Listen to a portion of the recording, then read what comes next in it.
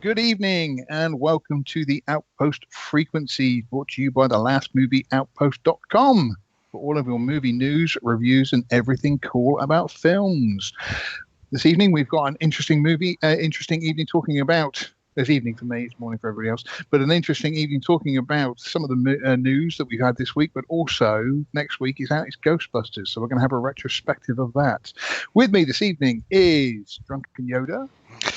Howdy, everybody. I am having microphone problems today, so you're getting me through my headset.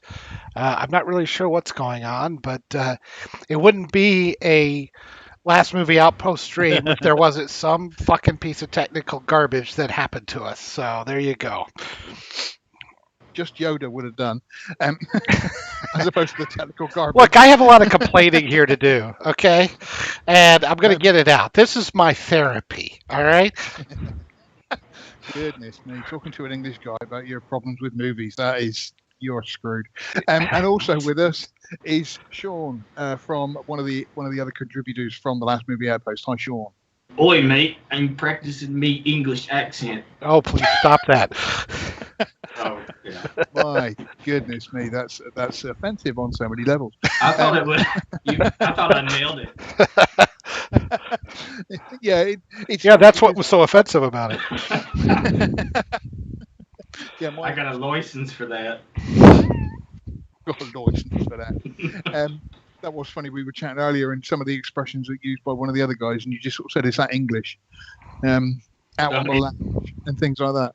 Anyway, so welcome to the Outpost Frequencies this evening, and like I say, we've got an awful lot to talk about as always. It's been another interesting week. Let me just call up the news here. Shall we start with our Alec Baldwin update? Because I do have a bit of extra.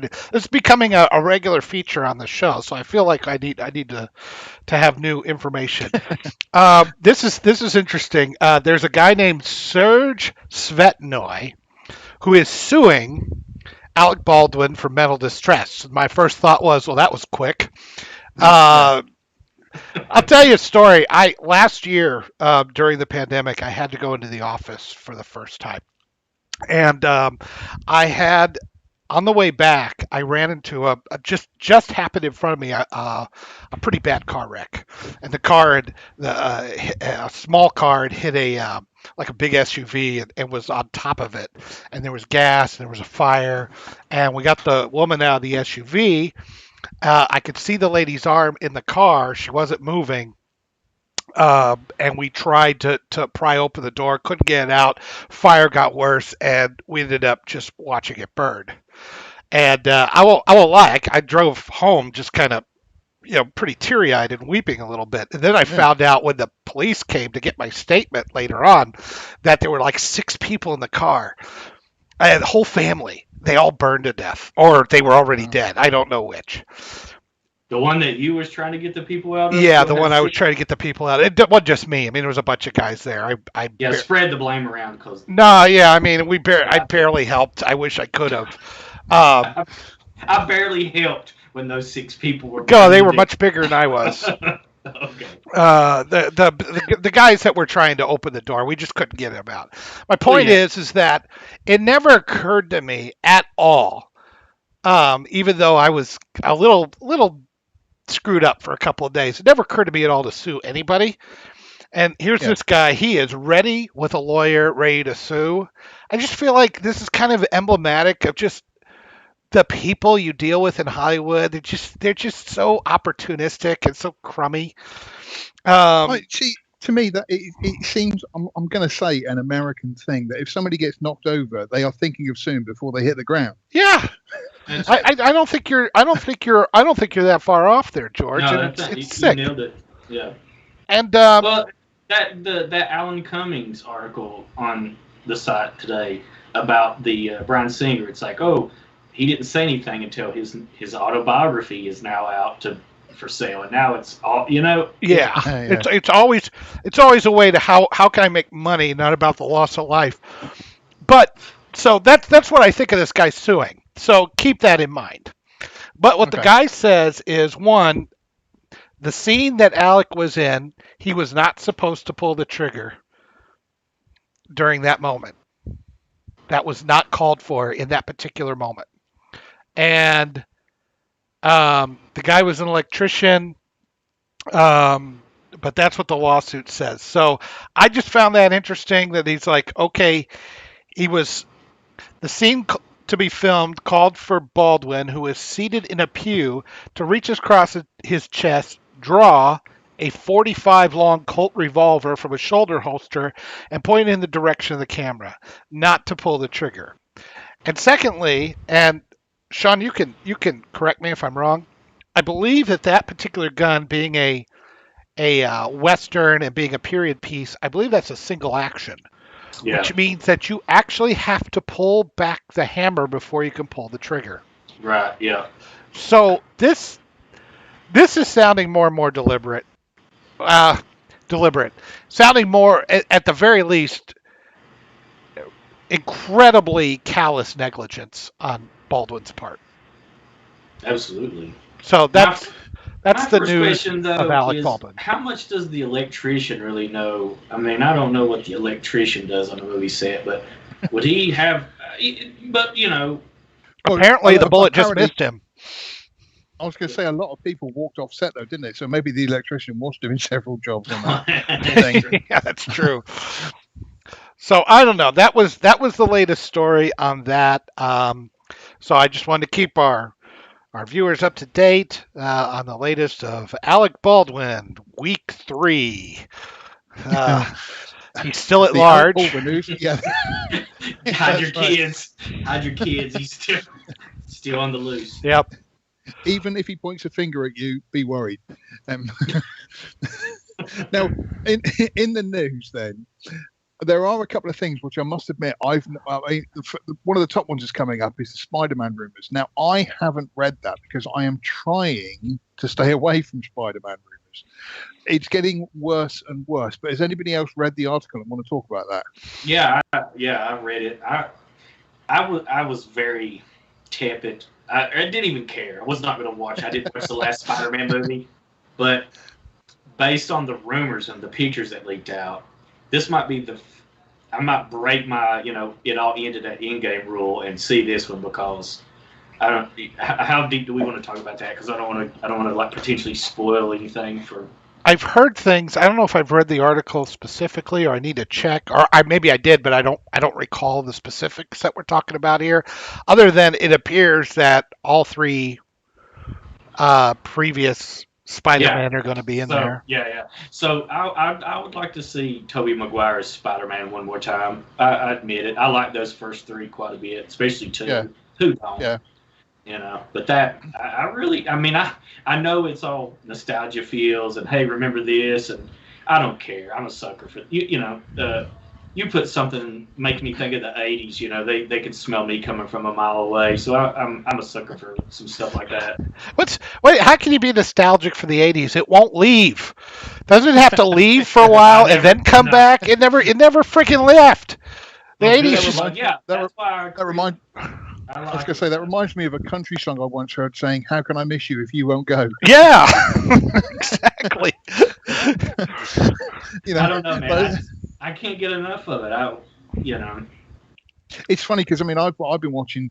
I found a couple of lists of sort of 80s classic movies, and I've been watching them that have been new to me, and I've been thoroughly enjoying them. They are kind of awful in that 80s way. Funny enough, we were speaking about last week, Sean, about the Punisher. So I tracked down a copy of that and found it, watched it, and like I say, it's unbelievably 80s. And sort of watching it now, it is kind of terrible, but it was terrible in a good way because it was made in the 80s. I didn't compare it to anything modern because it just wouldn't have been fair. But as an 80s action film, it was great. Yeah, it's the best of all the on-screen Punishers. That's the truth. He Is this the one with Lundgren? Yeah. And with it, like I say, as an 80s movie, they're great. The problem is it's like we're going to talk about Ghostbusters later. I'm the same with you for Spider-Man that I am with Ghostbusters. I'm just not. I don't care. Don't get me wrong. I love We'll get onto that, but it's just this whole nostalgia thing. It's just horrible that Hollywood doesn't give us any original ideas ever. That's true. But in place of no original ideas, I'll take 80s nostalgia. The funny thing is, I did see an interview briefly on YouTube with John Carpenter, and he was talking about Rob Zombie's versions, which he's apparently not a fan of, if you see the interview. But he said that making new movies is much more expensive than having like a product placement already in place. If you've got something which is already in place, for example, Ghostbusters. If you say Ghostbusters, everybody goes, "Oh, Ghostbusters! Yeah, I love Ghostbusters." Whereas if it's like a new property, like in my video the other day, Surfing Vampires, you've then got to do all this advertising and get people aware of it, and it costs the studios a lot more money. And so you can understand why they do it, because they are saving themselves probably millions in advertising, as opposed to making a new IP. I don't know if they're saving themselves that much in marketing, because they still drop a pile on these movies, even if they do have the name recognition already in place. That's true, but I think then they actually pile on more marketing for these particular kind than they do with a brand new property or something like that. So I don't know. It's We're not talking about Ghostbusters yet, right? We were talking about something else. No. We're still talking about Spider-Man. That's right. Spider-Man is the same thing. To me, again, like Sean says, they are just bringing back Toby and Andrew Garfield just for the sake of, hey, look, we've got all three of them together. Come and you like the Toby ones, didn't you? So come and see the new one with Toby in it. Well, is anybody nostalgic for the Andrew Garfield ones? I mean, that's already even 10 years old. Why would anybody be nostalgic for those? It doesn't make any sense to me. So, but, he was a terrible Spider-Man. He was too cool. No, he was a terrible Peter Parker. He wasn't a bad Spider-Man. Yeah. Oh, yeah. That's what I mean. I always thought Toby was a terrible Spider-Man and a pretty good Peter Parker. And vice versa for Garfield. And then I think Holland has them kind of both nailed. In my opinion. I like him. I think Holland's good. Yeah, I think the only thing with him is that he's a little too exuberant and not enough wisecracking, but I can put up with it. He's at his stage and his youth. It's fine. Yeah, I think he's still a high school kid, and he's a Zoomer. Yeah. So it's very correct for a 17-year-old for 2020 whatever it is. I agree. I don't even like to think about it anymore. Okay, right. So moving on from Spider-Man, what I did read, because I'm kind of half mildly almost interested in this, is Obi-Wan's rematch is confirmed with Vader, who apparently has come back as Hayden Christensen. I'm totally against this. Star Wars clearly said when I left you, I was but the learner. Now I am the master. When they last saw each other, you are pretty clear that it was their last fight before he turned him into a charcoal briquette. And I feel like this just blows up canon. And I feel like there's also, you don't need to do that. I think there's some interesting smaller stories that they could do with Obi-Wan in that in-between time, maybe on Tatooine, or maybe, he hooked up with an old, a Jedi that got away on a mission or something, or, just watching Luke and keeping him out of trouble. I mean, I think there's a lot of things that you don't have to bring in Vader. And I feel like this is clearly a fan, a bone of the fans or something. Everybody wants to see that. I'm like, well, not everyone. I don't. It's one of those things that, I mean, I've almost shut down with Star Wars in my head, almost. I am hopeful for the future, but it's the bar is so unbelievably low. It's really not. I am going to watch Obi-Wan, and seeing Vader and Obi-Wan fight will be cool. But then, it's sad, George. It's like, I have no desire to see this. I am completely dead inside. I'm going to watch it. Oh my God! Like I said, I've got some kind of loathing of myself. Whereas I do watch things because I do think to myself, they might actually be good. You're a battered wife. Yeah. You are. This time he really means it. There needs to be a place for Star Wars fans like that to go, where they can meet up and be like, and then I thought it was going to be good, but it still wasn't. And they're like, you tell it, sister. My name is George, and I was really looking forward to The Force Awakens, but it was just awful. You see me come in with like a black eye. And there's like a DVD behind me of Star Wars, just kind of standing there in the background. It's like, what happened? I fell down some doorknobs. Star Wars back there going, yeah, you did. Those crazy knobs. I got into a fight with some Star Trek fans. But with it, I mean, like I say, it is kind of half dead to me. The canon and everything else, it is just, I do find it really difficult to get excited about it anymore. And so this is what I've always said when Disney bought it. My initial reaction was, well, hey, we're going to get more Star Wars. But then it was literally seconds later, I went, oh, hang on a minute, we're going to be getting loads more Star Wars. I'm more excited about the Book of Boba Fett than I am about Obi-Wan. If they're going to bring back Vader and all that, it's not that I don't like seeing Ewan McGregor as Obi-Wan. I think he's great, but if they're just going to, bring back more Vader and Skywalker family BS, that it's done. We don't need to do it anymore. If you want to branch out, like The Mandalorian, fantastic, great idea. Ahsoka, I'm down with that. It's weird though, because like with The Mandalorian, I mean, initially, this was years ago now, when we first heard about it, it was going to be about the story of Boba Fett. But then they went in a different direction and took it to The Mandalorian. And now that they're doing The Mandalorian, they've done The Mandalorian 2 series, and then they're doing Boba Fett now. It's just kind of, to me, I'm just thinking, oh, it's just not another Mandalorian, that they're doing. Is it, again, like you say, there's other characters that they could develop and expand. Too much of a risk, they probably think, Yeah.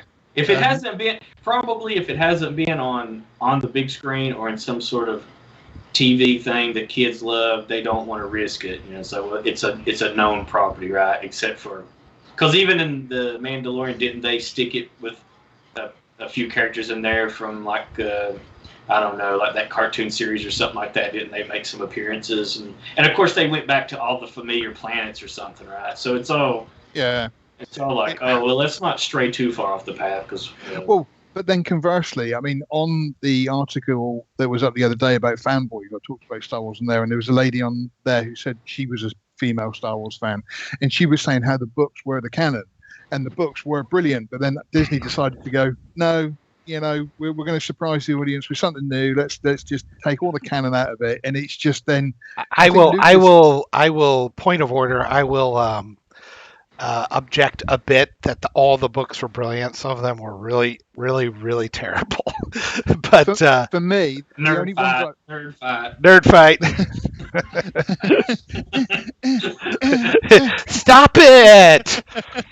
The Timothy Zahn stuff was great. After that, it's really hit or miss. That's kind of all I was talking about, was the Throne Trilogy. Yeah. Because that is a series of books I actually read, and they were fantastic. They were. And if they had made them, we would be in a different situation. But they have gone completely off canon, and it's now the same with Boba Fett and everybody else. That I think Lucas, because he had creative control, he kept the canon quite strict. And I mean, okay, he messed it up a bit with the whole midi-chlorians and blah, blah, blah, whatever you want. But there was a constant story that everything slotted into its place. But now Disney has just sort of gone, nah, we don't fancy doing that. We're going to make something new. And I think if they go into the past, because I think the Acolyte is sent around the times of the Old Republic, which is like 1,000 years before the Battle of Yavin. If there's a set of stories that are there, and then they start messing with them and changing the canon again, it kind of just defeats the whole object of what made Star Wars special. Yeah, I can't disagree with that. I mean, it's not. The more you keep peeling away the layers of the whole Skywalker saga, from including Vader and Luke, and then, of course, Obi-Wan is really, kind of an uncle or a brother kind of figure in that mess. And you keep, diving in and screwing with canon that way instead of just going off, just letting that lie and going off in different directions. You'd be much better, but they don't. They just can't. Just that horse is dead. Stop beating it. That's the thing. It's and we still got several episodes to come out, and it seems like the movies now have been put on hold for hiatus as far well, as thank God for small favors. So again, it's going to be interesting. Well, not interesting, but like I say, I am going to see it. It's not like I'm not going to watch it. It's Star Wars, so I'm going to give it a try. But like I say, my expectations are so low, I might actually enjoy it. That's so sad. I mean, from the fact that it basically, if they introduce Batman into the Obi-Wan or anything else, that would crush my dreams. That's how low my expectations are. Batman versus Vader. You asked for it. We got it. Yeah. Because we got nothing else. Obi-Wan takes on Godzilla or something like that. You know what I mean? It's just that's how low my expectations are of it. I'd watch that. I wonder if it'd be like Godzilla versus Bambi. It's just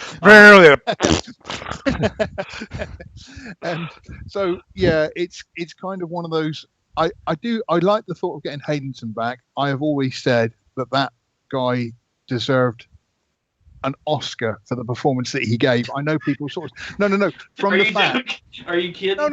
No. When you think of how lazy, I got to hear this. And how bad the script was, I think the performance that he turned in was actually pretty good. I mean, he was. I don't imagine he was given any direction, but apart from walk and look out the window, because that's what they all seem to do in these movies. And I think Hayden Christensen was dealt a bad card, and he did the best that he could with it. So I've seen a lot of people working with a lot better people and turn in even worse. I recently watched a movie with him in it called Takers, and he did not give no better a performance in that than he does. So I don't know if I can buy that. Okay. Matt, on the chat, thank you. I'm glad you like the T-shirt.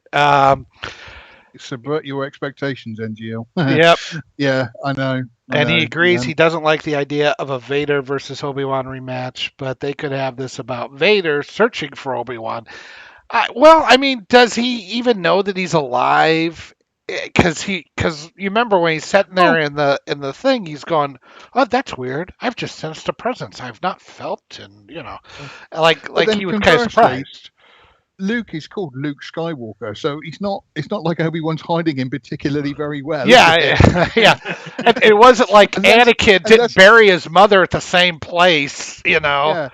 And not just that, but also obviously Skywalker is Smith, in the Star Wars galaxy. So when you look at the phone book, there's hundreds of Skywalkers. Yeah. Hey, Steve Skywalker, how you doing, man?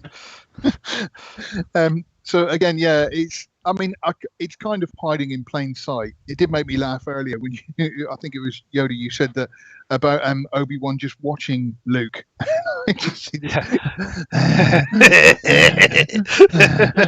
he's having a shower.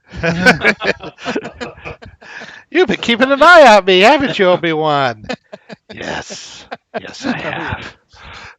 That's why they did that in Family Guy, right? Come here, Luke. It's the creepy pedo guy. Yeah.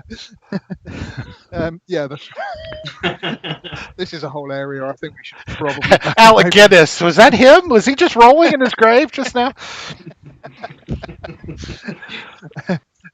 So yeah, that's yeah. Can we move on, please? The other three things on the hot stories at the moment is the Hollywood stories, which I must admit I haven't read because it was too long. Somebody said it was 7,000 words, and I thought, no, I'm not going through that. the other one was what? I'm lazy. Very professional around here. I did skim through it and look at the pictures. But the other one that comes up is my fanboys thing about what makes a fanboy, and I spoke to Sean about this the other day. Yoda, what's your take on this? What's a fanboy? Is it a good thing or a bad thing? Well, I think it depends on how you define fanboy, because it's such a pejorative, and if I liked what you said, like there was three different kinds of fanboys, Yeah. or at least you divided them up into three categories. I felt one was like I'm a huge fan of Star Wars, and I'll always be a fan of the original trilogy and just the world in general. But does that mean I take everything without a critical eye? Do I? Uh, and on the flip side, do I see everything that isn't the original trilogy standards? Do I see everything as crap and I hate everything because it's not what I liked when I was a kid? No, Yeah. I've said very good things about the Mandalorian. I've said very good things about the Bad Batch, the Clone Wars, Rebels. I liked Rogue You One. really love this. You really love the Christmas special, didn't you? It is a misunderstood work of art, sir. And fight me. So that was I mean, you got Wookiees just for 45 minutes without subtitles. Brilliant. Um, Not So too different yeah. from what we're doing right now. exactly. Oh, we're supposed to take our shirt off, right? This is not our Hey, mate. OnlyFans page. That was in Robot Chicken, I think it was. You've been naked this whole time? I think that the easy way to tell if you're a fanboy or not is do you have any Star Wars toys or collectibles on a shelf anywhere in your house? No. No. Yeah, I mean that's a real No. When am I alone here? But I remember in the '80s, fanboy was a term almost exclusively meant for comic book readers, and it was used amongst comic book readers. I don't. It seems only recently that I've seen it used, and for expanding it outward. But it seems like that was very niche to comic books at the time. I do think it is. The way I term it is a derogatory. But it used to not be though. I mean, in the Uh-uh. '80s, it was like, oh, it's a fanboy. It just meant, oh, you're at the comic book convention. You're one of those guys that's, you know what I mean. And You wouldn't go there to pick a fight, would you? no, well, but what I'm saying though is it was. I don't even think anybody that wasn't, a fan of the whatever even knew the term or heard of the term. Like I was in, high school. If you'd said fanboy to even somebody that they'd be like, what? What's that? You know what I mean? It was. I don't know. It's irrelevant to the conversation, but. Well, I always thought a fanboy was someone who just the property could do no wrong, no matter how wrong it was. Well, it if is it was now. a property, yeah. I mean, is that what we would call a fanboy? I mean, is that the? I mean, initially, funny enough, that's what gave me the idea. I don't know if this said person is watching, but on my Twitter, I follow somebody who loves. Well, he's all right with The Last Jedi, but he loves The Rise of Skywalker, and Rey's the greatest character that's ever been created and put on screen. And I'm reading it, and I'm just sort of, it's okay not to like it. It's honestly, it's okay. If you didn't think it was good, that's okay. You don't have to love it just because it's Star Wars. Well, there's And I can't- fanboy, and then there's delusional. And that's what I mean, that this guy loves Star Wars, and so he constantly just sort of says about how great the ending was with all the ships turn up and everything else. And it hurts my brain because I just think, no, it was terrible. It was so badly done. It was awful. And it's okay to say that. You're allowed not to like it. But that's what got in my head this image of a fanboy of it can do no wrong. Could do no wrong. It's brilliant. I think when we were talking the other day, I think there's a certain point where it and I don't know who this guy is, but it can blur into the activist fan. You know what I mean? Like there's the ones that are like, oh yes, it's the greatest movie there ever was because there's two lesbians in it, or oh look at the river, and they never see it. They have no intention of actually seeing it. Well, that I would call that is a disingenuousness. That's not like a fanboy. You got to give them credit. They unabashedly love what they love, no matter how bad it is. Yeah. They love it, and they sincerely love it, right? But what you're talking about is a disingenuousness that I don't even think is qualifies in this category because we're talking about people who are there's nothing honest about them, and they're just I agree, but what I'm saying is, I think it can be, unless you're the person or whoever you're following on the internet, unless you've followed them or seen their history and the way they talk about things, it's very easy to get to see something from somebody like that you don't quite realize they're the activist, and they're not really. Obviously, there is the fan that they can do no wrong, but then there's the ones that pretend to be that, and I think sometimes you've got to be kind of. Is this one of these activist types, or is this a legit nut that thinks this movie's great? Well, and I think if you don't have like their, Well, what I'm saying is that what I'm saying is that the fanboy is sincere in his love. I respect that to a certain extent. Even if he's I don't think the Godfather trilogy, or at least the Godfather movie, is all that great. I find it boring. I know I'm wrong. Okay, I accept that. Yeah, the holiday special is fantastic. I accept that I'm wrong. But if you love it or you dislike it on its merits, or just because it's your taste, so what? They come by their love or their hate honestly. But the activist class, I have no respect for that. I respect a fanboy. Like, if that's what you love and it brings you happiness, who are we to say that you're wrong? Except that you're wrong.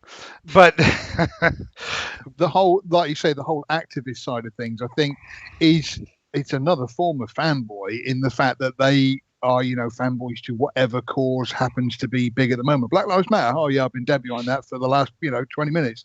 And it's kind of, then they kind of try to oppress everybody. And like you say, it's even watching the films or not watching the films, it kind of annoys me how some people say, well, that film's really violent and blah, blah, blah. And it's like, have you seen it? Well, no. Well, then shut up. Well, here's the thing. Here's the thing, George. A lot of these activists, they're not even. You say they're fanboys about their cause. No, they're not. They're usually lying about their cause. Yeah, it's like they hate guns, but then they hire a bunch of security guards that are armed to the teeth or something. Or they hate borders, but they live in a gated community. I mean, they're a bunch of hypocrites. Yeah. They're not even genuine in that. The only thing they're genuine about is getting power over you. That's it. Everybody to the bandwagon. Yeah. That brings up, I think, another thing is and this is, I guess, parting hairs, but the fan, to me, I guess there's like like say the Marvel universe. When it first started, I've been buying and reading comic books for years, but then there was the fan, the Marvel fan, but they'd only ever seen the movie, and it's hard to say, like, what do you know? It's like you hear them talking, it's like, what do you know about it? And there's so many subsections of it, I don't even like to think of the fanboy term as negative, because like I said, years ago it was comic book, people that like comic books. I was going to say guys or guys, but I never met a female comic book reader back then, but it's I don't want to think of it. It is a negative now. But at the time, it's still hard for me to get past that, because at the time I think, no, it's just guys like me. I don't want to think of it as a negative light, but it is now. Yeah, that's fair enough. Yeah, no, that's fair enough though. Like I say, it depends on where you are and where you come from, and the loves that you had growing up as a kid, and the comic books you read, the movies you watched, all that kind of stuff. Obviously, it's a different thing to different people. That's why I was interested in what people classed it as. It just occurred to me. You know what the problem is with all this? Gatekeeping. We didn't do enough gatekeeping. We should have been more exclusionary. We need to build a big, beautiful wall around our Star Wars. Everybody else. It's going to be tremendous. Keep people out of it. We'll make China pay for it. That's right. Just going quickly to the chat back there. I'm a Star Wars fanboy. I went to see 9 knowing I was going to get kicked in the nuts. That's dedication. I agree. That is dedication. I was with you, Kurt. I was the same. I went to see it because me and a mate have always had a thing about going to see these films, and I honestly didn't know what to expect. After The Last Jedi, I didn't know what to expect, but it felt like a kick in the nuts. I remember leaving the cinema thinking I didn't understand any of that ending. didn't get any of that. I am all Jedi. Well, there was all Sith watching. If you kill me, I'll just take that body. And then he comes back in this Force. Oh, and there was so much wrong with it. It was awful. I got a question for you guys. When you heard that J.J. Abrams was going to be did that not immediately send up a big red flag to you guys to be like, uh-oh? Or did you have hopes like, oh, he'll do it right? Because I don't know. I'm not even really a casual fan of Star Wars, but even then I knew I was like, ooh. I don't know. I thought Force Awakens was a reasonable start to the franchise. Yeah. I wish it was more original. I wish they had done something a little different, but it wasn't horror. I didn't, if you guys remember back pre Last Jedi, we still had some fairly high hopes that this could go places. The setups were reasonable. And then Last Jedi so completely and utterly messed everything up that you couldn't, there was no fixing it. You could not unscrew this up. It was done. I got to admit, I'm not a JJ hater. I think he's all right. I remember JJ from the early days of Alias, and I still love Alias as a TV series. It's brilliant. It did wane off a bit towards the fifth series, and it did dry up a little bit. But as a series, it was great. I think the third series was one of the best bits of TV I've seen in ages. It was fantastic. And I know people say about what he did with Star Wars, but again, I'm going to say this: I actually liked the first two Star Wars movies. I thought they were okay. I didn't think they were that bad. So getting JJ in, I did think, I kind of felt sorry for him because it was a situation where it's kind of, no matter who they bring in, like Yoda's just said, no matter who they bring in, there's nothing that they can do to fix this mess that's now been caused. And so it didn't matter if they brought in Spielberg or resurrected Orson Welles or whatever to direct it. It was just going to be a mess because the production was all wrong. And I still firmly put that at the feet of Kathleen Kennedy. Yeah, I would agree. I mean, it was so screwed up, and I hesitate to, and like a lot of people just get really mad at Jar Jar Abrams because of what he did to Episode 9. I've heard that a lot. I'm like going, he was given just an enormous pile of shit and told to make, Shinola out of it, and it was not going to happen. Yeah. So it's I like I say, I'm not a JJ hater. He is still responsible for things, absolutely. He still made decisions to do things, and I still think that was kind of his own fault. But then conversely, I've also read and heard that The Force Awakens was not the movie he wanted to make, and again, the production team stood in and he wanted to film extra stuff, and they said no, and it may have made a difference, but ultimately, what's happened with that trilogy is it's ruined and it's not coming back. Now, I don't know if they should just scrap it, redo it. I've heard rumblings that maybe they'll make it non-canon and do something else. I don't know. I just, at this point, it's just like, just let it die. It ended on Endor, as they say, and just be done with it, and that'll be the end of it, right? See, Curtis just said on the talkback, I liked MI3. I thought MI3 was quite a decent one. Yeah, MI3 was good. Yeah, it's. And then Matt has said there, Force Awakens served its purpose. It captured the spirit and the look of the originals and gave us some much-needed nostalgia. That is true. And I do remember seeing it. We saw it twice. Me and my mate saw it twice. We saw it first thing in the morning, and then we had lunch. We saw it again. And I do remember, that's horrible, crying because of what happened to Han. But it was a combination of things, because let's just get this clear. I was upset about Han, but also I'd grown up with Star Wars with my dad, and I was also gutted that he wasn't there. So that's why I was crying. It wasn't about Han, nothing to do with Han. But that's a nice backpedal. Well done, sir. 5-0. 5 out of 5. Thanks for reminding me my own dad's dead. Yeah, mine too. And that's when things took a dark turn. If I'm going to be upset about Star Wars, I'm bringing everybody with me. But I mean, The Force Awakens did a good job, but there was also, there was major issues with it. It's the silly little things like when Finn says, "I was in sanitation," and I was thinking, right, see, you were in sanitation, and then they put you on the murder death squad at the beginning. And it's a type of sanitation. I suppose. Oh yeah, the sanitation. Yeah, we're going to sanitize this ethnic group on this planet, Altair 4. I'm just saying. And then, I mean, there was still sort of major plot holes with it, but it did get that nostalgia back, and I did enjoy it. But then, conversely, like I say, The Last Jedi, I remember walking out of the cinema, and both me and my mate always says it was awesome, always. And both of us walked out of the cinema and just sort of, what the hell was that? And both of us were just sort of, yeah, it was cool seeing Star Wars, but what was that? It was just a mess. I know I came out of Last Jedi still lying to myself, still going. I got to see Yoda and Luke together again, and I got to see, there's some interesting things here. Just lying to myself, trying to get some blood from this turnip, and after a while, you just have that realization that one day it's like, wait, that sucked. You're just mad, All of a sudden, you're at home, and it's just like you sort of half dozing off to sleep and go, that was bloody awful. That was terrible. What was I thinking? What is going on here? Oh my God! I just had a realization. I hate everything now. I'm going to say here, Matt, Han, not Harn, and apparently because I'm speaking the Queen's English, I'm having a go at that. You ungrateful swines. This is an endless argument I have with the prequel generation, son.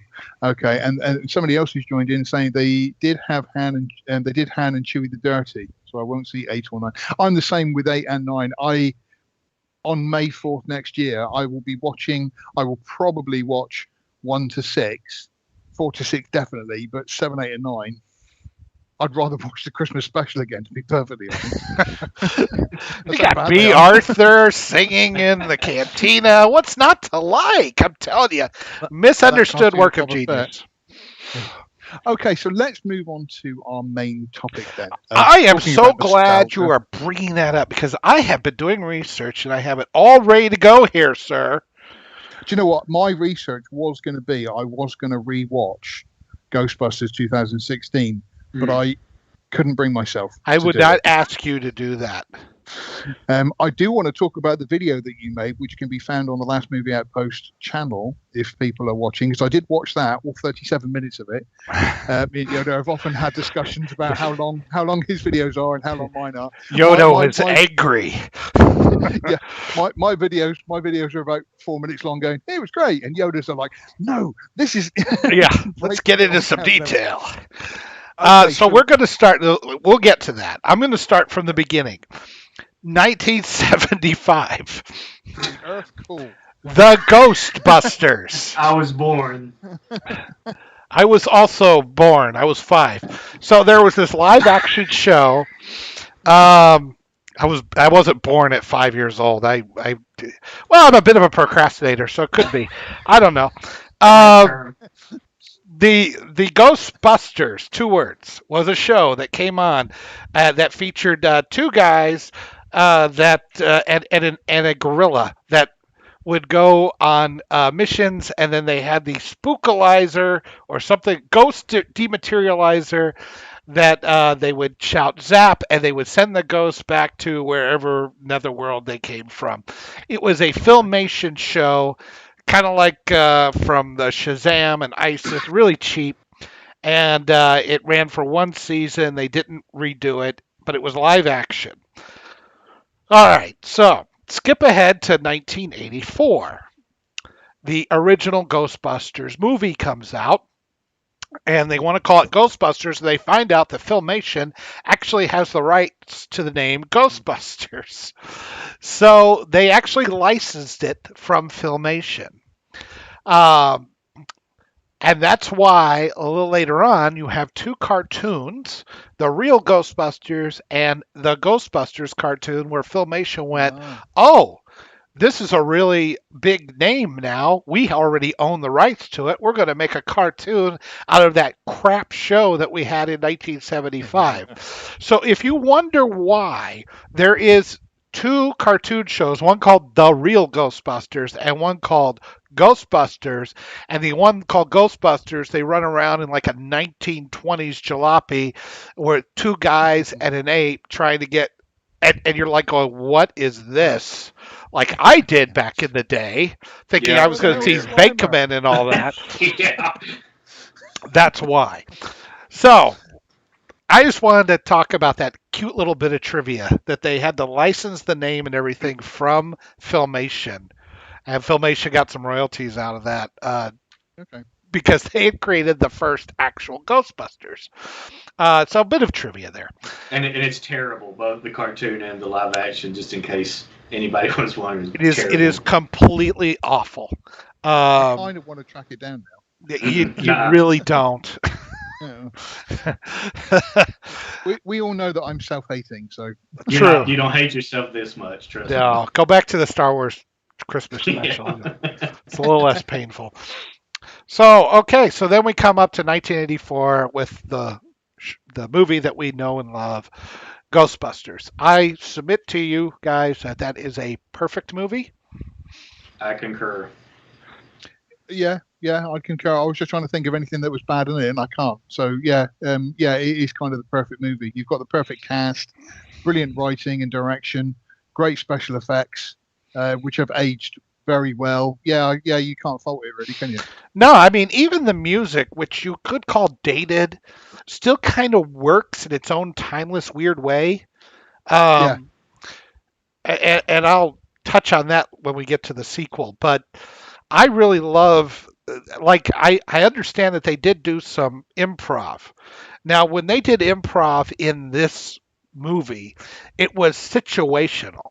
They tried to do things that made sense within the universe or the way the character would act in the situation. So some of the, like, there's a moment, and I'm almost positive that this is improv, but when they're in the jail and they got the thing out, the blueprint out, right? Schematics. And he's talking about all these things, and he says, "Look," Venkman says, "Look, just pretend that I don't know anything about, metallurgy and all this kind of stuff, and just tell me what's going on."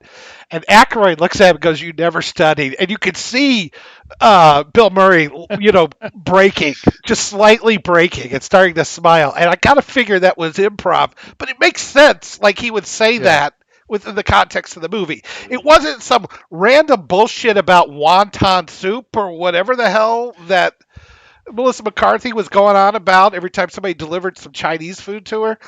I think the difference being here, let's just compare those two for the moment. The main difference is Bill Murray, Dan Aykroyd, and Harold Ramis, and what's his name, Ernie Hudson, were all very funny.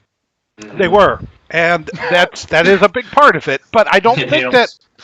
Look, I don't think that Melissa McCarthy and Kristen Wiig, and I don't think that they're not funny, but I think that they were completely misguided in the. Because today the humor is just like random BS for no reason that they just riff until they think they got something funny. It's just throwing spaghetti against the wall. Where these guys put some thought into their improv before they improved, and that's the difference. I think it's more about laziness than it is about talent. The movie's full of just great lines, nonstop, just about. Oh, yeah. There's one, I don't know if you guys ever seen a deleted scene from it where Rick Moranis is running from the keymaster or whatever before he gets him, and it's before he gets to that restaurant, and it was he runs by two bums or something, and it's Aykroyd and Murray, and they're disguised to look like hobos, and they're talking, and it goes on for too long, and it's not funny. And man, it would have just killed the movie dead. And that's they knew what to cut out. They cut that. Yeah, they didn't overindulge on that one. And man, it's a good thing they cut that. Is this a case of, though, just hearing you talk then, that they were creating a brand new property and they knew they had to get it right, and so they had to really think it out. They had to plan the jokes. They had to get everything working. No, you know what? I don't think they knew what they had. No, I don't either. But with what I'm saying is with the 2016, it was literally let's remake Ghostbusters with women, and the script was kind of yeah, that's kind of funny.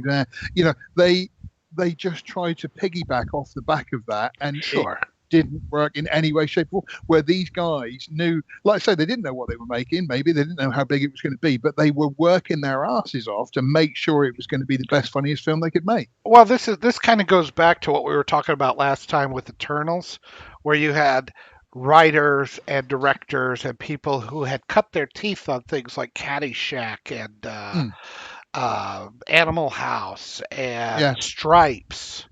And Harold Ramis was quite a talent at getting things to work together. He helped write around Bill Murray's talents, knowing what kind of guy he would be. So he made sure that that's the way it worked. And I mean, but there's just so many great moments in it. I love when they're in the elevator just before they first get Slimer. Yeah. And he turns it on. And then he backs away like it's a nuclear bomb on his back, right? But he backs away those 2-3 feet in the elevator like that's going to mean a damn thing. Just a lot of little things like that. I love Janine in this. I love her workaday. I like her hair. I like everything about this movie, from the little moments to the big moments. And I think they tapped into something that they were not prepared for. I think they just wanted to make a funny movie. They just thought it was hilarious to do things about a bunch of workaday guys busting ghosts. But they did it so perfectly, because the idea that these guys, like, there is nothing slick about these guys. There's nothing cool about these guys. No. Everything they do is like plumbers just trying to get through the goddamn day.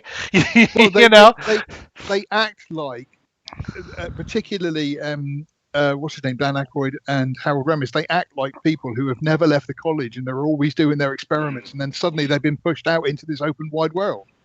Well, yeah, I mean that is a big deal to me. That idea that they went from the, like, if you look at this from a conservative or a political point of view or an economic point of view, maybe I don't know how you want to do it, but I look at it as like, look, people that have been coddled and taken care of in a university, who never had to produce anything, that get shoved out there and have to create a business and they kind of go through all the little problems that you have in trying to create a damn business, and all of that feels very authentic as they work their way up, and those little bits make the whole movie work so well.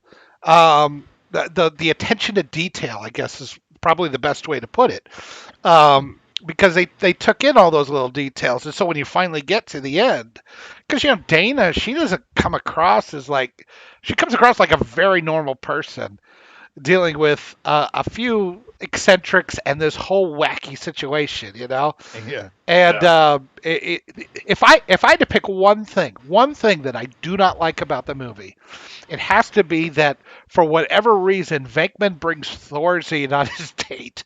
That's a little. I don't know, the way he pushes himself on her, it's very believable. That's a border that kind of got crossed there for I was like, wait a minute, does he just carry this around with him? That's the only thing I don't like. The fake science of the movie too, like their tools and stuff are so well thought out too. It's not just some crap, it looks like 1980s technology that really does do something. Yeah. It really does not look like some nonsense or cheat.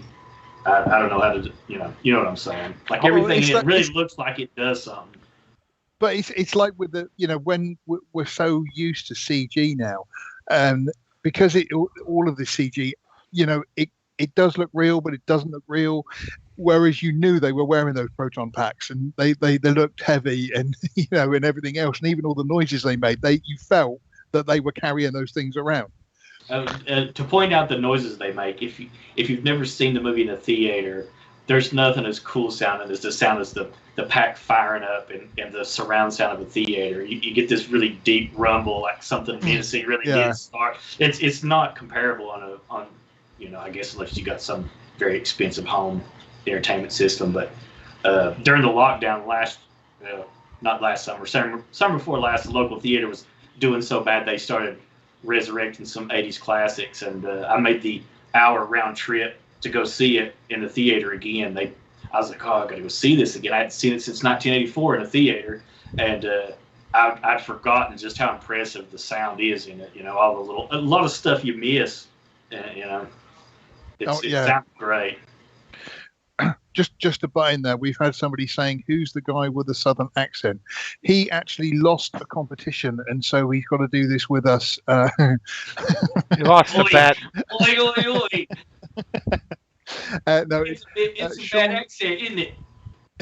Sean is one of the contributors to the last movie Outpost, so that's who he is, and he's just joining us to make up a threesome. Anyway. Oh, you had to make it weird. So with Ghostbusters, let's talk about Ghostbusters 2 as well, because that is a very underrated I like movie. it. Sorry, Gon. I think Yoda's still got points to make on the Well, I was going to say, like, in between. He's on a roll. Let him go. He's rolling. Was it over when they bombed Pearl Harbor, the Germans? He's rolling. I like the show, The Real Ghostbusters, the animated show. I think is a bit underrated. Now, it went on and it kind of told the story of them in animated form.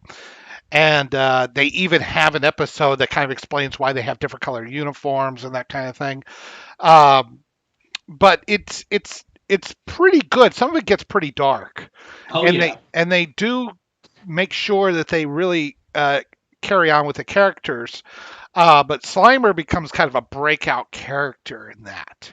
And I think this is where people, I think maybe, like Venkman or Bill Murray and Aykroyd and everybody really started to realize what this was. And the reason why I'm saying all that, I mean, because it got just insanely popular for a few years there in the 80s. Ghostbusters was, it was on cereal. There were still toys. Yeah. The cartoon was really keeping it going. And bigger than the Beatles even. Oh yeah, and they had to make a sequel. And I know Bill Murray really didn't want to do it, and that's been clear from the get-go that he's been kind of staying away from it. But I wanted to mention all that because of how big it got, that the sequel was almost foisted upon them. And so the sequel, to me, is like, look, I don't hate it, but I don't think it's like everything that's great or good or things, the details that I like in the original are things that I hate in Ghostbusters 2. The music, I hate the music. Really? Like what? I hate the music. I hate all the music in Ghostbusters 2. I don't think it works the way it did in Ghostbusters. I hate the rapping. I don't like the more bombastic music, the hero type music. It just all sounds weird to me. Louis Tully in the first one is kind of replaced by Janosch, and while I think Peter McNichol does a good job being this weird little foreign guy, it just isn't as likable as Rick Moranis was in any way, shape, or form. There's no you have in the first one, you have a definite antagonist, and that's Peck. Peck is the antagonist of the Ghostbusters. Yeah. It's not Gozer. Gozer's like a hurricane or a weather system coming. It's a force of nature they just have to deal with. But Peck is the real antagonist. That's when they beat Peck, that's the crescendo of the movie in a lot of ways. There is none of that. I mean, you have that Weasley Mayor's assistant. but he's barely in the movie, and he only kind of comes in at the end, but he's not really antagonizing the Ghostbusters that much. And then Murray is so. I mean, he barely will get into the suit. You'll notice, like, when he comes into the art museum, he's the only one not in the overalls. He'll barely wear them. I turned up in this. I'm going to wear this. I tell you what, though, that art museum scene is my favorite part of the movie, when he starts taking pictures of the painting and starts getting carried away. That makes the movie worthwhile to me. There's funny moments, but like, as cool as the Ghostbusters proton packs are, the slime blowers just look terrible. I can't stand them. That's the weakness. The whole slime at making the Statue of Liberty, that's where the whole thing breaks down to me. I think the movie's great right up until they go to the statue, and then it's just like, this is garbage. But I can forgive it. Yeah. But with it, it's one of those examples where the first one made money, was a huge hit. The TV cartoon then carried on being popular. And so it was a case of the production company just throwing enough money to churn out another one. Yeah, I hate Janine in this one. I hate her hair. They tried to make her like the cartoon version of her. So yeah, that shows you how much money, that shows you what was really on their minds with it. Just everything that worked in the first one doesn't quite work in the second one. Now the movie itself, I mean, it's not like horrible. It's not 2016. Don't get me wrong. I don't hate it. It's got, like, I love the courtroom scene. I think that's fantastic. The whole courtroom scene is brilliant. And there are very funny moments in the movie. There's still moments that make me laugh, but there's so many little details, nitpicky details, that just kind of irritate me, or they just rub me the wrong way. Basically, the lightning wasn't captured in the bottle a second time. Yeah, and I don't fault them for that. I mean, they essentially made the same damn movie. I mean, beat for beat, it's the same basic movie. But so the devil's in the details, and the details is where things kind of come apart with me. So then we move forward then to, after that, there was never a third one, even though there was always talk about it. But there was the video game. Oh yes, I do remember the video game. And I just got done playing it, believe it or not. Wow. Hang on. Which one is this? Is this the original one on the Commodore and Spectrum, or? Yes, it's taken me 35 years. it says 6 years, but I've managed to do it in 3 months. Yeah. No, the one they did in 2009, and I bought the remaster. Well, I didn't even buy it. They gave it away for free a few years ago. And I finally got through it. And to me, it is Ghostbusters 3. It has Peck back in it as Atherton. They bring back all the cast. This is before Ramis passed away. And it's got a good, decent story. It kind of brings back the Gozer, but also the dude that's Ivo Shandor, the architect of all that. And they tie it all together kind of nice, and it's a decent little story, and it's fun because if you're going to do a video game where you're going to try to catch ghosts, I can't imagine a way to do it any better than the way they did it. You really are wrangling ghosts and throwing them into traps, and it's great. So I do consider it kind of a Ghostbusters 3. Okay. Your mileage may vary. But then we move on to, unfortunately, 2016. Yes, I've delayed this long enough. It's again, it is completely and utterly, let's just do a female version of this. And as we have seen with so many other female versions of things, they just don't work. Now, you said you watched my 37-minute slog yes. of a video. Yes. Did you disagree or agree strongly with anything that I put forth in that? Well, there's a couple of things I need to mention with this. First of all, I do agree with what you said on it, that how the way the first movie played out, the way the characters were set up and everything else works perfectly well. Whereas with the second one, it was a case of victimization. And so you're automatically you're trying to sympathize with the women and everything else. And just none of 2016 worked on any level. I remember watching it and I don't remember laughing. I remember in the first one you laughed, but you were also scared in a couple of places because that whole bit at the beginning and everything was actually kind of they took the horror seriously. That was important. Yeah, it played straight, the ghost part. Yeah, I just in the remake, the 2016 one, there was nothing in it at all. Nothing in it. There was nothing funny. There was nothing horror. I felt bad seeing Bill Murray and Dan Aykroyd in it. I actually sort of felt, what are you guys doing? And again, it's kind of how much yachts aren't going to buy themselves, buddy. And I hope the yachts were worth it. The second note is, and I think it's probably something we should maybe talk about on another day, is you said it was one of your first efforts, and I do have notes about your editing and production. Well, we don't need to go into all that. I think we know my limitations. It was interesting to see that you basically were trying to do an impression of Mr. Plunkett, I thought. Yeah, well, I did actually say it was a ripoff. I did admit to ripping off and then made a joke out of it, but I knew exactly that was purposefully done. But I think the points are I think that it is a man-hating movie. Yes, absolutely. I think that it's disgusting. They really have to make an issue that they can't just make a strong female protagonist.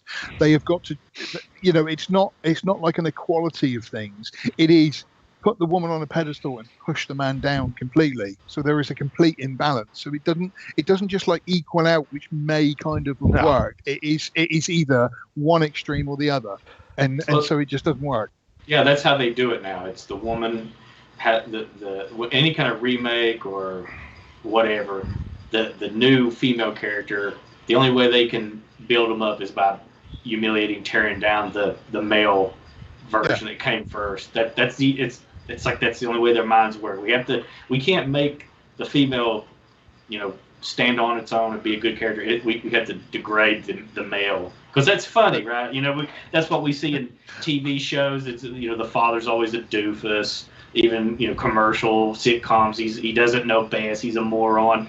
How he even gets up and makes it to work every day without the wife, cracking the whip and telling him, take your pants off before you take a shit now, honey. It's that bad. Is that how you guys do in America? That's weird.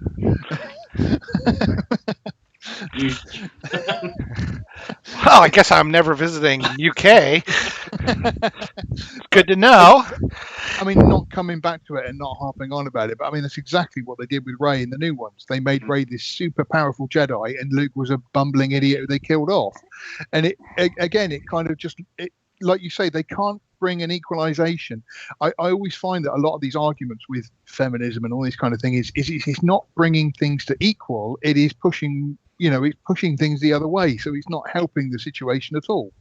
Well, at least they didn't make Rey. I'll give them one thing. They didn't make her a complete victim. And this one, they made the Ghostbusters it was all about victimhood.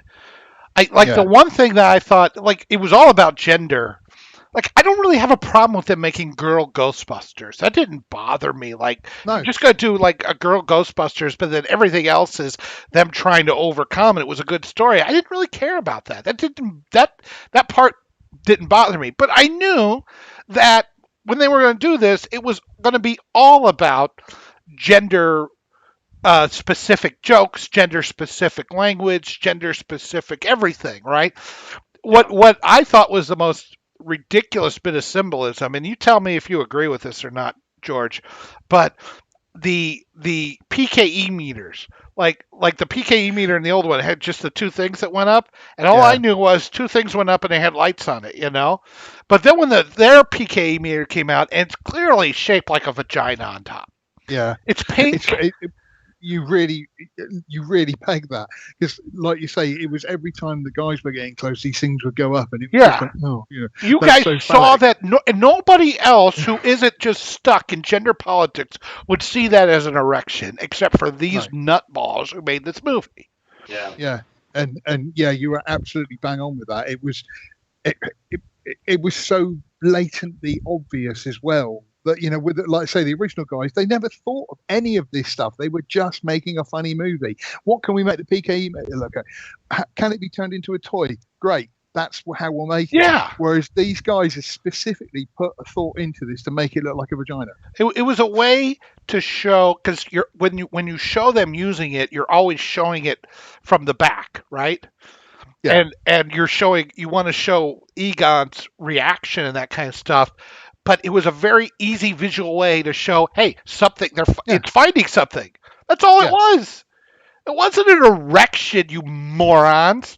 That kind of stuff just drove me insane. Yours doesn't split open like that. No. Well, I do have two, and they both go up in different directions. And like I say, they took the time and the effort to specifically point that out. Instead of writing jokes and writing comedy and writing timing and everything else, they were more concerned with just how can we make this more female centric? How can we big up women with this? How can we make this? And like it completely and utterly missed the point in every respect. Yeah.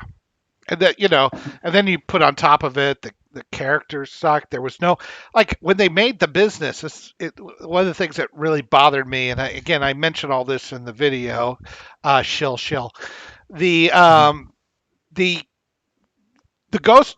so interesting about the original Ghostbusters is all the BS they had to go through to get the business off the ground. I find that interesting. And I love it when he's there, he's saying, we're going to need to do, and Egon will hold up like four figures on his face. He goes, $4,000, four for that one. But we're having a sale on storage of the beast, and that's he does this. He goes, $1,000. Trying to get the money, trying to that they were out of petty cash, that they had no customers, all this kind of stuff. Putting the computers together, buying the firehouse, all that shit. That was third mortgage on his parents' house. Yeah. It's going to come up to $750,000 in 3 years. Like, oh Jesus! But none of that. All of that is just totally glossed over in 2016. I am like, they just steal the equipment. I guess that's okay for women. Of course it is, yeah. They've been oppressed, so they deserve. They stole the franchise. Why wouldn't they? They stole it, exactly. Point. I can see a scene of them sort of raiding. Well, not Harold Ramis because he passed away, but we're like raiding Dan Aykroyd's house and trying to steal the proton packs out of his house and stuff like that. Will you women get out of here? No.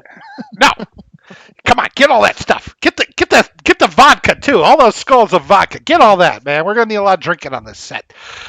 So now then, next week, is it next week or the week after? It's this weekend coming up.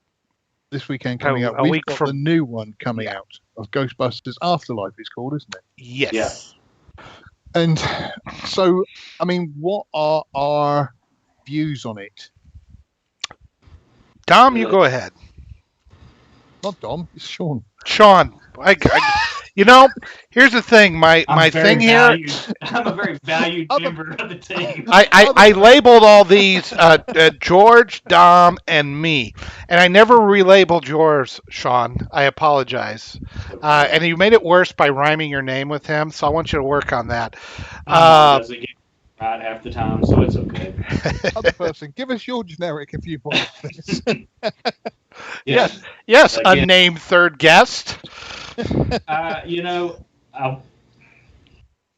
look at the trailers of that, and it does not feel like a Ghostbuster. I know a lot of people are saying like, oh, but it doesn't. It doesn't. Try to sum up exactly how I feel. It's hard to explain. It does not.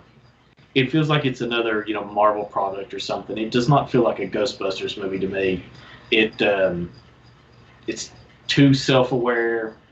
I don't know. I don't have very big hopes for it. It's heavy on the nostalgia, of course, which ordinarily I would like. But, I don't know. The three surviving cast members, I think, are supposed to be in it, aren't they? Yeah. As their actual selves. So maybe, I don't know. But what I've seen... Two of them were in the 2016 version, remember? Yeah, but they weren't playing their original characters, were they, in the 2016? version. I think No, yeah, they were they played. just cameo. Yeah. Yeah. So I don't know. It doesn't feel like one to me. I think the tone's wrong. I don't think they get it. I think they're trying to make something different than what the original thing was going for. Does that make any sense? You know what I'm trying to say here? Yeah. Yeah, absolutely. It's kind of one of those situations where they've got a property which they can do something with, and so they've been trying to do something with it. And again, it's kind of my personal viewpoint is I'm not excited at all.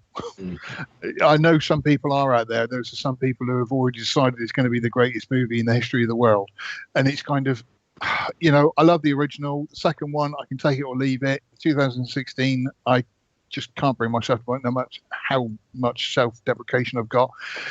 This new one, I will eventually get around to seeing it, but I'm not in a hurry. It's, to me, it is one of those. There are times when I have been proved wrong. I remember seeing Mad Max Fury Road advertised in the cinema and going, oh, really? They're doing a Mad Max? And then a mate dragging me to the cinema because he'd seen it and he wanted to see it again. And me going, whoa, I was completely wrong. I love that movie. That was brilliant. And so now and then I am wrong, but just with this, there's nothing at the moment that's getting me excited about seeing it at all.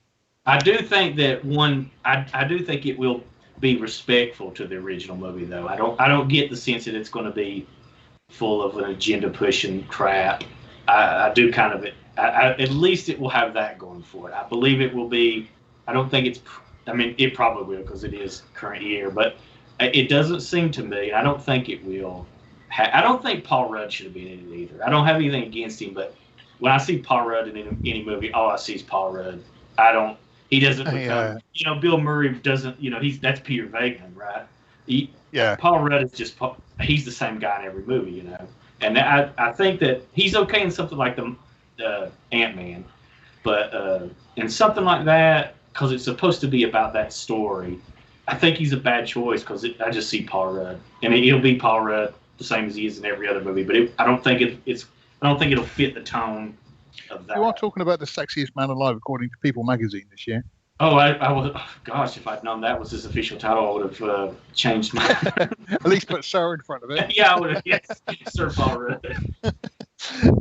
I've just seen on the chat back is my sister. Oh dear. Yeah, I know. I don't know what she's doing here. Hi, Rach. How you doing? So yeah, right, Yoda. What's your thoughts? What are you looking forward to it? Well, I'm. This is so difficult. I am not really, really excited, and I have some of the same concerns I think that Sean said. But I think I'm a little more optimistic. One, you got Jason Reitman doing it, Ivan Reitman's son, and I think he has a lot of respect for it. So I think that part is going to be fine. It's going to be nice to see the guys doing their thing again. Because I know Hudson and Aykroyd and Murray are all in it. Even Janine's in it. I didn't know that. Yeah, they're all in it, and I do agree that it doesn't feel like a Ghostbusters because Ghostbusters should be in New York and it should be a lot less reverential. I really got worried when they did Peter's speech in that first trailer. It's like, call it fate, call it karma, but I believe we were meant to be, doing something great and going to business. It's like that was just a put on, just to get Aykroyd's money. It was a con. Yeah, it was a con. So I mean that kind of stuff. It's like you're missing kind of the point because that's what I loved about those movies, those comedies from the early and mid '80s. From the mid 70s through the mid 80s is that there were such an irreverence towards authority. It was a snobs against the slobs kind of mentality all the time.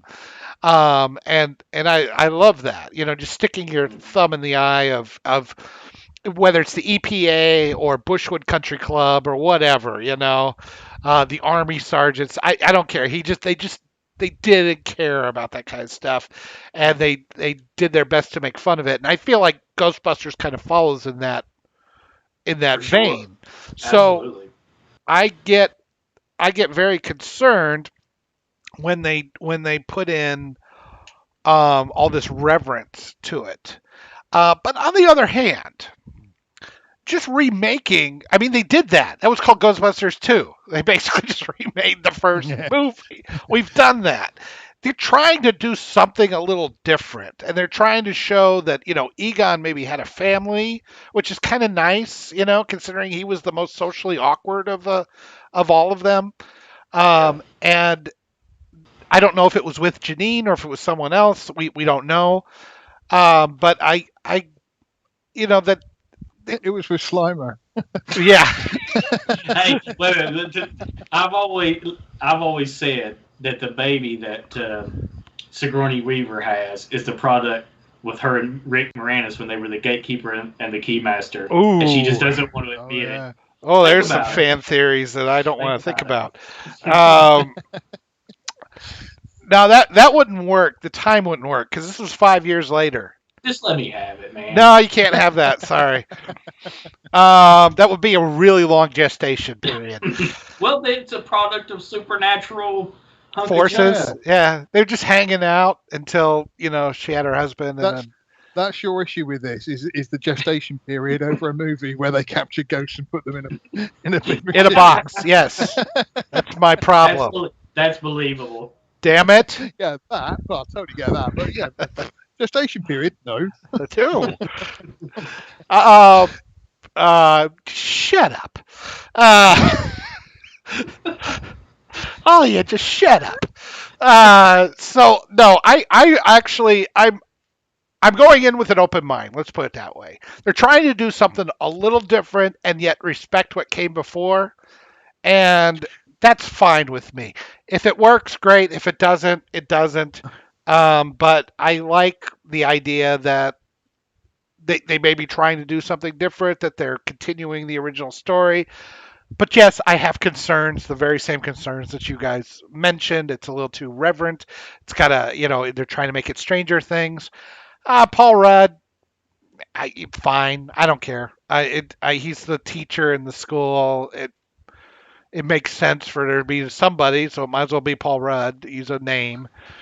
He'll get butts in the seats.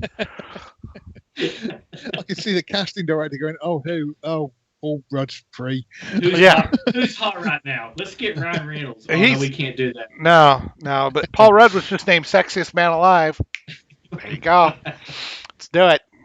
You know what kids love beside their little marshmallow man? Paul Rudd. Paul Rudd. That's right.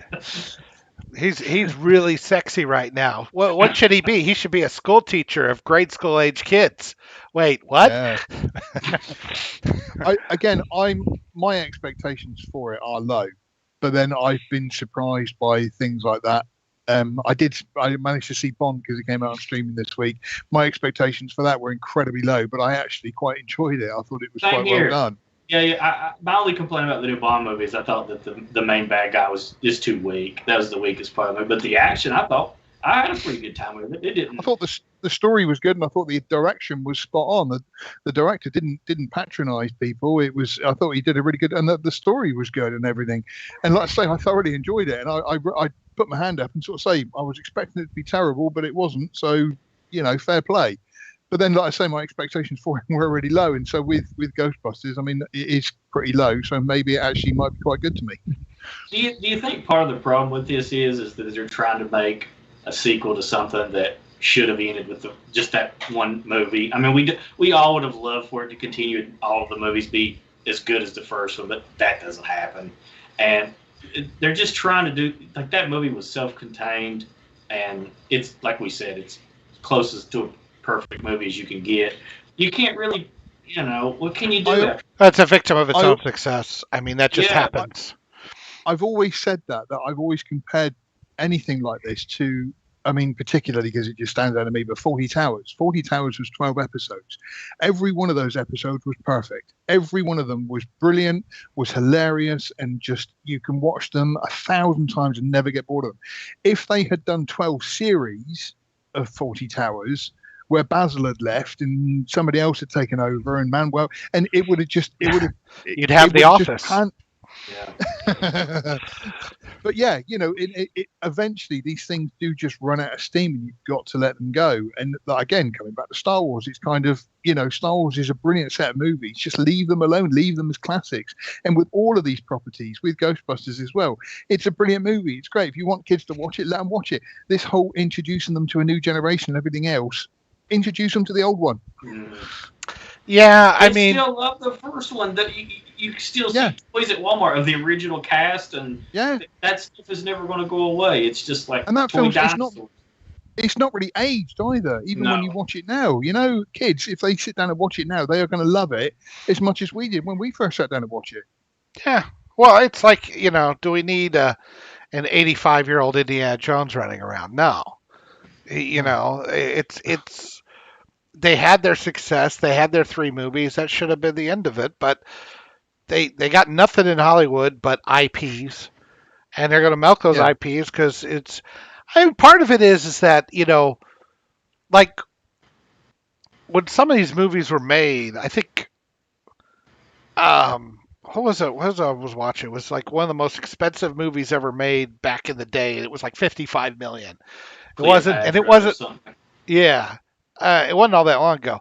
And, now they're, $600 million when you take in marketing costs and everything else for these big blockbusters. So if they don't make $1 billion, you're not going to, you're not going to get your money back. So how do you make something that you have no, you have no idea whether this is going to work or not?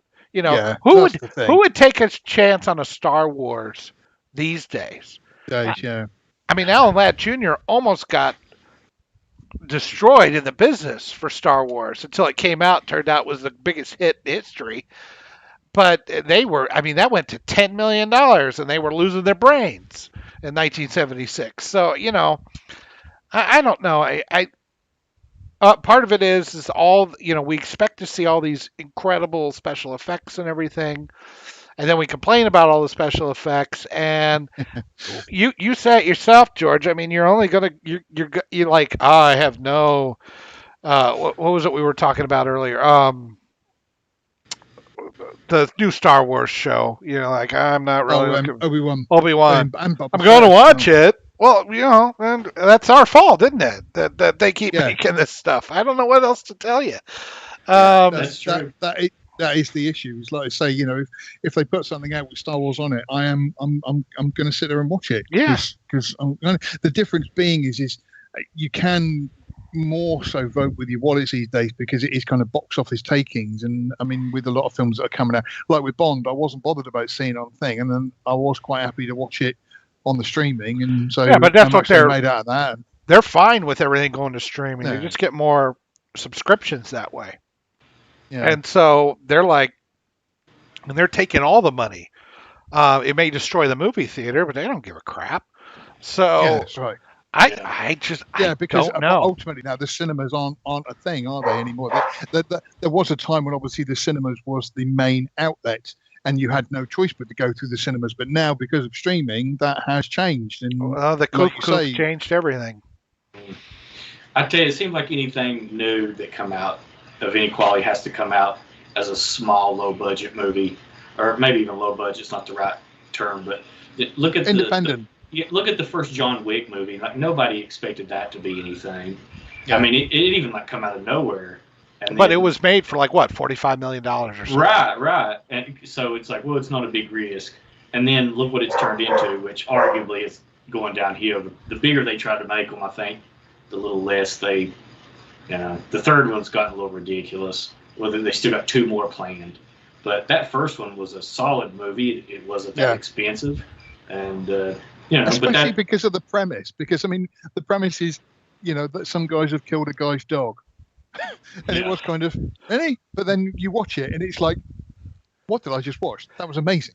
Yeah. Isn't it amazing though? I mean, if that was the most manipulative. I mean, successfully. I give him props for it. But it's like you watch Keanu Reeves, you see the thing with his wife, you see them, and then the guy, she gives him the dog from like beyond the grave, Yeah.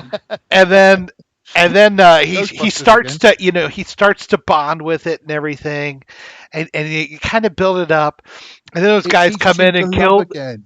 yeah. Yeah. And then those guys come in and kill the dog. And at that moment, you are all in. I don't care if you have to murder a school bus full of nuns. You do it, Keanu. You are on board with every death, everybody he has to kill. You do not care. If he had to shoot a kindergartner in the face, you'd be okay with it. That was the most manipulative thing I've ever seen in my life, and it worked. I think Well, there was a listen, deleted scene. It's an exploitation film. That's all it is. It's a very slick, modern B exploitation, which is one of the reasons I like it. But it's perfect. It's pitch perfect for that. And they took it seriously, and it was great. And the second one's pretty good. But after that, I mean, the action and all of them's great, though, right? There's no complaints about that. But the stories get a little retarded by the time of. Well, you got a fourth one coming out, don't they? Yeah, a fourth one and a fifth one. They're filming 4 and 5 back to back. It's like, how many people got to die for this dog? The entire population of New York City, apparently. He is. It's starting to get a little thin after the fourth movie. Now you're going, okay, all right, I think you've done it. From what I've seen in movies about people from New York, I think that's a fair trade. Yeah. Kill everybody in New York for a dog. Everybody north of the Mason-Dixon line can, he can just wipe them out. Wipe them out, yeah. Well, anybody in a big city. Chicago, New York, and L.A., if they get wiped out by John Wick, I'm okay with it. I can live with it. Yeah.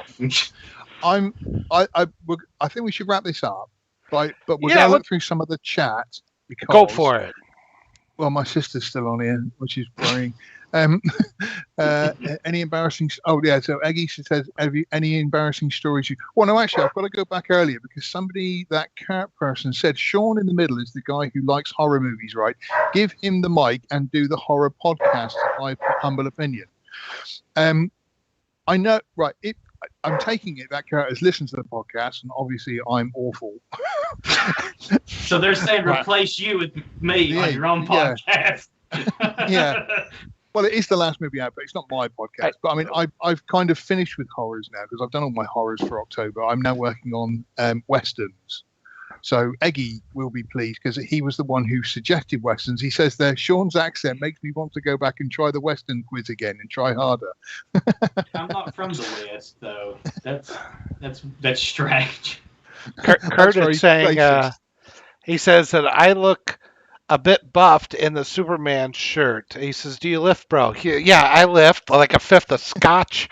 That's about it. To mouth. To the mouth. Yeah. No, I've 2 pound sandwich. just getting up and lifting this belly every day is more than enough for me. I'm winded, talking. So, snarky Paul Rudd up against Murray.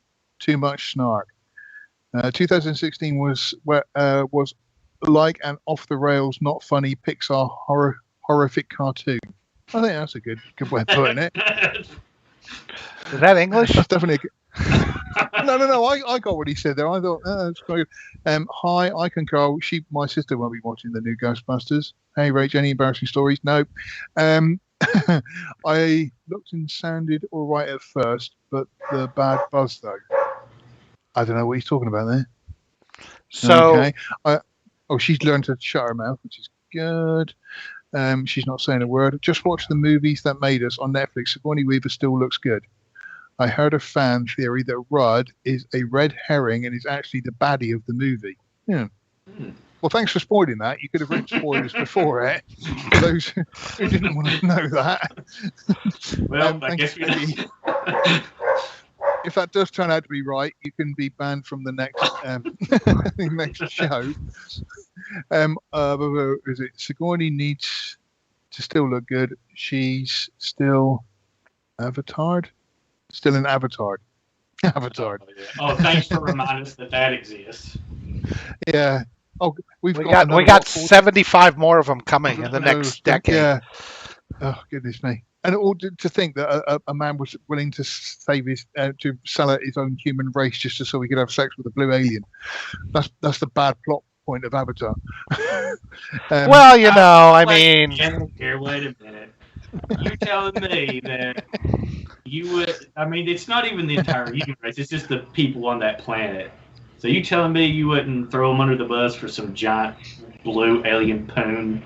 Well, no, in the respect that it's played by Zoe Saldana, and she always looks miserable.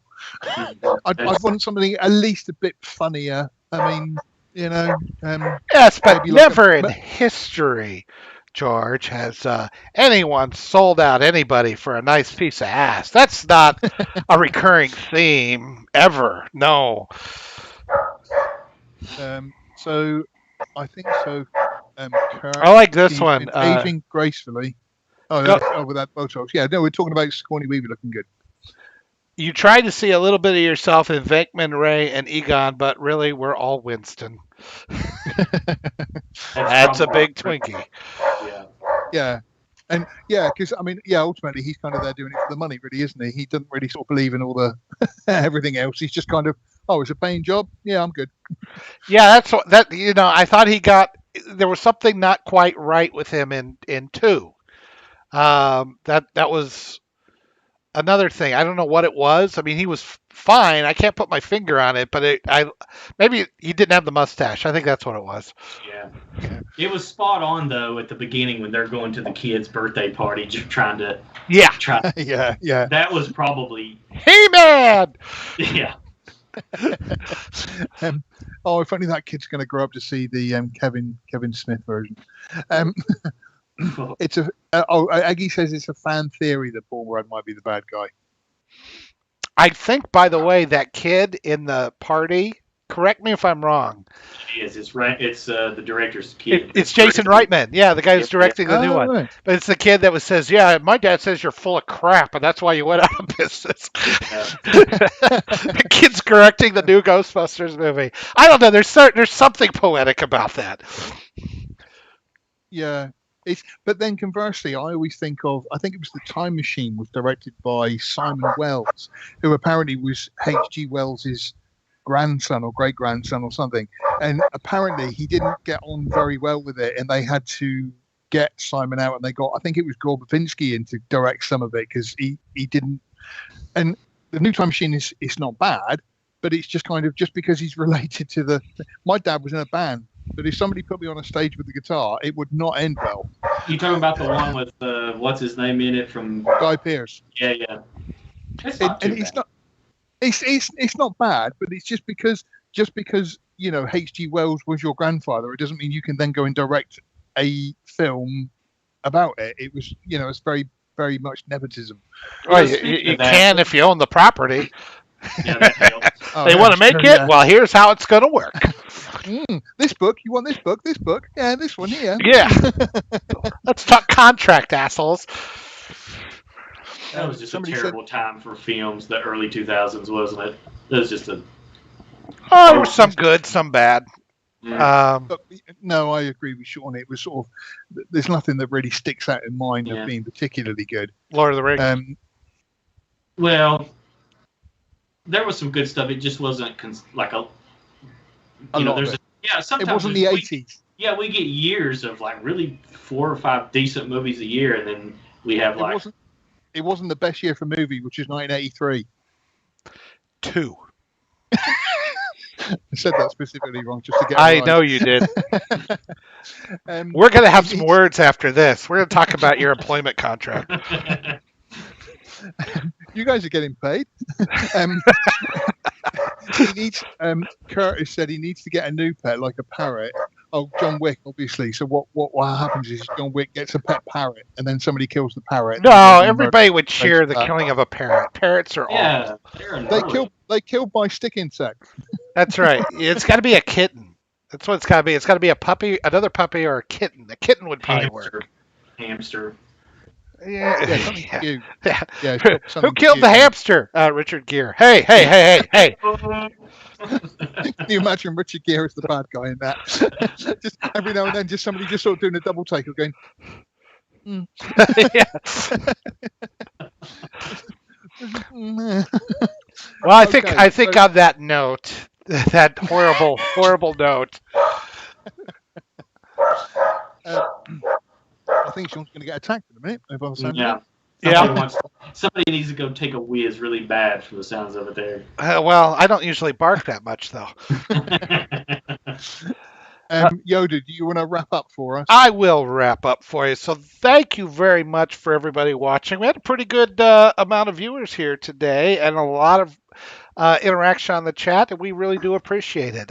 Don't forget to like, share, and subscribe. I know one of you guys took back a like because I didn't like Godfather. I admitted I was wrong. I said I am wrong. Okay, so at least I know, and I'm admitting it. So you should give me that much at least. But thank you very much for watching. Don't forget to come to our website, www.lastmovieoutpost.com. You can reach me Can I just interject there? I've got to say that you saying www at the beginning of it makes you sound really old. Because it's just lastmovieoutpost.com. You don't need the www anymore. You sound like my mum.